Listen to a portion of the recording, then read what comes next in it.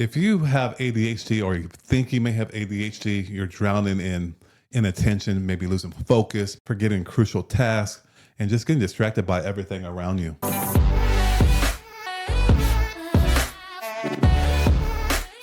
Impulsivity is destroying relationships, interrupting others when speaking, making regrettable decisions, acting without thinking. We all know people like that. Perhaps the hyperactivity feels just tortuous. You're constantly fidgeting around, restlessness, inability to sit still. Following instructions feels impossible because you miss details. You zone out during conversations and you can't complete any multi-step tasks. Basically, life feels like chaos sometimes, just from the disorganization, just losing items daily, a messy workspace, maybe always running late. Yeah, emotional regulation is completely broken. Sudden mood swings, explosive frustration, feeling like an emotional roller coaster. Those are just a few, but quite significant symptoms of ADHD.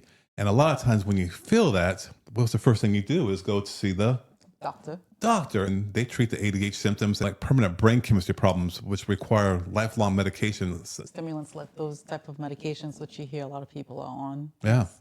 So this approach ignores trauma, diet, sleep, and environmental factors that are actually driving the symptoms. It really is a Band-Aid on the symptoms, and those root causes are hidden in plain sight that even the medical professionals refuse to look for. Yeah, nobody's looking at it, nobody's even thinking about it, because in their mind, that has nothing to do with it. Diet and lifestyle has nothing to do with it. No, not at all. Yeah. And the breakthrough really comes to get through and understand these ADHD symptoms are often stem from, like you said, the root causes. I think number one is a big one, environmental and experimental factors.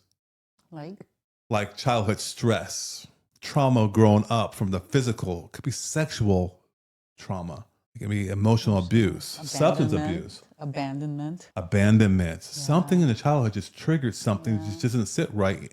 And you're not dealing with it. Yeah, and perhaps it's also a little bit of lack of sleep from just the way childhood has been. And you're not sleeping good. Yeah. That's number one. Yeah. Another one, I think it's a big one, is family dynamics, especially if you have a blended family that could have traumas which people in that family weren't made to feel comfortable in their new environment as a blended family. Some people do good, some people don't. Family adversities, such as a parent not being around, divorce, like we said earlier, parent problems, such as an illness. You have children and the parents are going through a serious illness and the kids are being affected.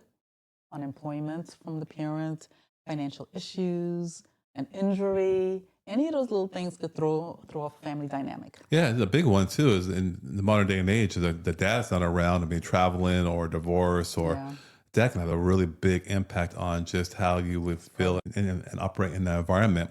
Number three is parenting practice. It's from the lack of discipline or inappropriate discipline that the parents take on a kid.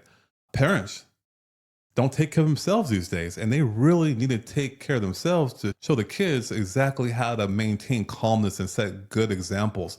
Got to be a real good example and a sense of calmness for that home environment. How to deal with stress. Another one is school environments and expectations. It's like if there's a conflict with a teacher or the child is bored in the classroom, nobody's addressing the teacher nor the parent. They're trying to figure out how to get that child to want to learn. Each child learns differently. The expectation of the children are to grow up fast. From really kindergarten, you're taking tests.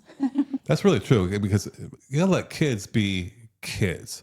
Little boys like to run around. They can't sit still. They're into this, they're into that. That is okay. So you don't have to pigeonhole someone and say that's not normal anymore. Yeah, and a lot of people don't know that they don't think to put their kids on a schedule at an early age, especially active boys. They need to be on a rigid schedule. Completely. The fourth one is dietary factors. It comes down to you're eating an unhealthy diet full of inflammatory foods, from the dairies to the seed oils to the standard American diet. Anything in the box, a bag, ultra processed foods. Yes, with chemicals, food dyes, and additives.